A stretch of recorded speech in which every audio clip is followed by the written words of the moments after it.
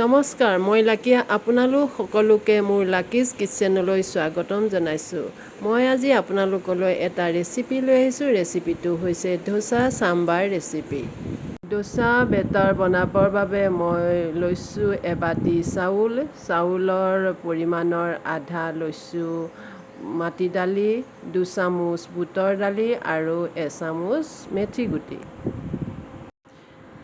এই সকলোখিনি বস্তু মই এটা পাত্ৰত ঢালি ভালদৰে ধুই পানীত তিয়াই কোমল হ'বলৈ 5 ঘণ্টা সময় ৰাখি দিছোঁ।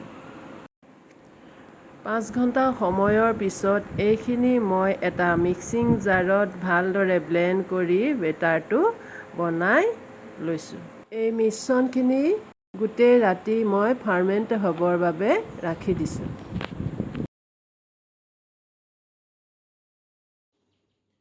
চাম্বাৰ মছলাৰ বাবে মই ব্যৱহাৰ কৰিছোঁ গোটা ধনিয়া 1.5 চামুচ, আধা চামুচ জিৰা, শুকান জলকীয়া 4টা আৰু মাটি দালি 2 চামুচ, বুটৰ দালি ডাঙৰ চামুচে 1 চামুচ আৰু ৰুকি লোৱা নাৰিকল। এতিয়া মই গেছত এটা কেৰাহীত অলপ তেল ঢালি দিছোঁ। তেলখিনি গৰম হোৱাৰ লগে লগে মই মছলাখিনি দি দিম।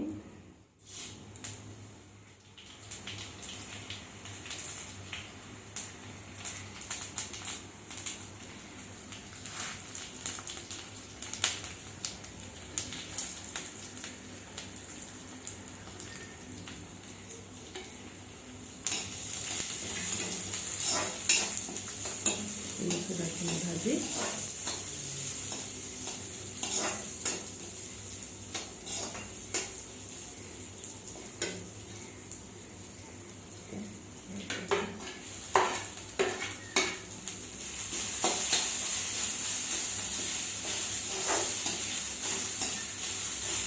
মছলাখিনি ভাজি লওঁ।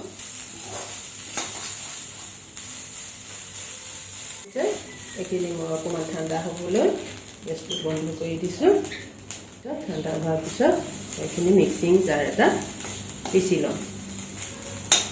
চাম্বাৰ বনাবৰ বাবে মই এতিয়া এটা প্ৰেছাৰ কুকাৰত ৰহৰ দালি অলপ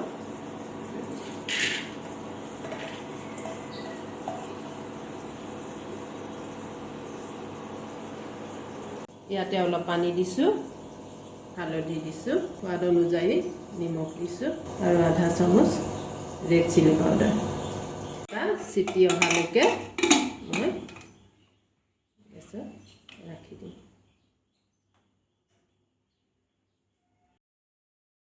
এতিয়া মই চব্জিখিনি সিজাবৰ বাবে এটা কেৰাহীত পানী গৰম হ'বলৈ দিছোঁ।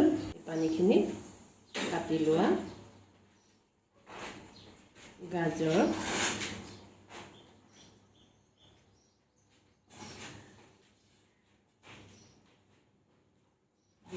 মই ইয়াতে লৈছোঁ অমিতা। আপোনালোকে ইয়াতে ৰঙালাও ল'ব পাৰে। এয়া মই ভেন্দি কাটি ৰাখিছোঁ অলপ পিছত। ইয়াতে অলপ নিমখ মিলাই দিছোঁ। ইয়াতে মই কাটি লোৱা ভেন্দিখিনি দিছোঁ। এতিয়া মই ইয়াতে এই ৰহৰ দালিখিনি ঢালি দিছোঁ।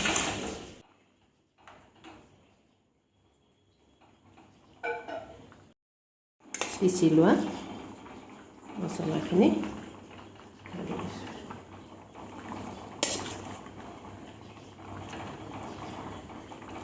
আদা নহৰু পিঁয়াজ নোহোৱাকৈ এনেকৈ আজি মই চাম্বাৰ বনাইছোঁ। অকণমান পানী দি দিছোঁ।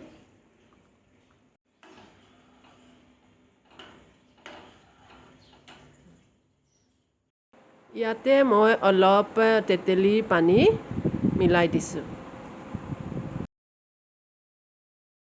অলপ গুড় মিলাই দিছোঁ।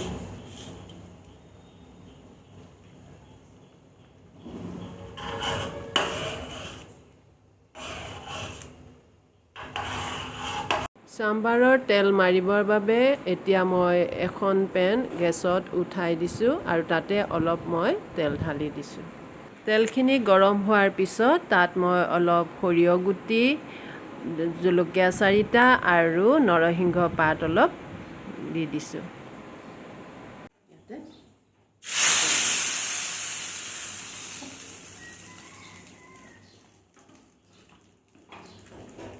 ডোছা চাটনি বনাবৰ বাবে মই কেইটুকুৰামান মিক্সিং জাৰত নাৰিকল দিছোঁ, আদা নহৰু অকণমান, জলকীয়া 2টা, নৰসিংহ পাত আৰু ধনিয়া পাত অলপ। ইয়াতে অকণমান নিমখখিনি ভালদৰে পিচি ল'ম। হৈ গ'ল চাটনি।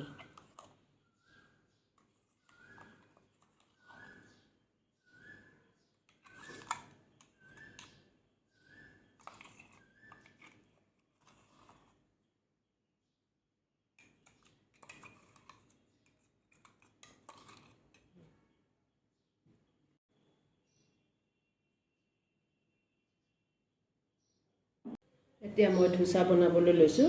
ডোছা বেটাৰখিনি মই 12 ঘণ্টাৰ আগতে বনাই ৰাখিছিলোঁ। এতিয়া তাতে মই অলপ নিমখ এড কৰিছোঁ। এতিয়া মই গেছত এখন টাৱা বহাই দিছোঁ। অকণমান ইয়াতে মই পানী মিলাই দিছোঁ।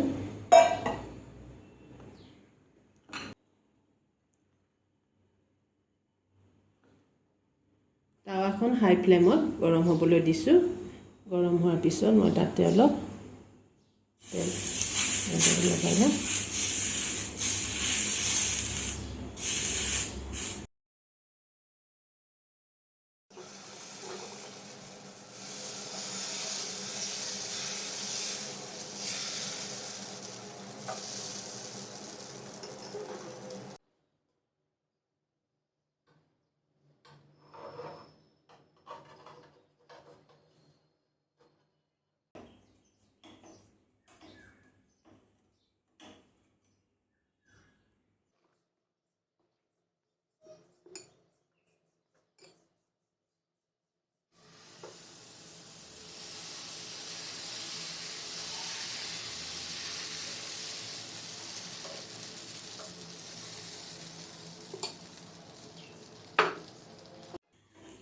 এইখন দেখিছেনে কি ধুনীয়া হৈছে। এনেদৰে আপোনালোকেও ঘৰতে ল'ৰা ছোৱালীৰ লগতে পৰিয়ালক বনাই খুৱাবচোন। বনাই খাই ভাল পালে লাইক, শ্বেয়াৰ আৰু মোৰ চেনেলটো ছাবস্ক্ৰাইব কৰি দিব। ধন্যবাদ।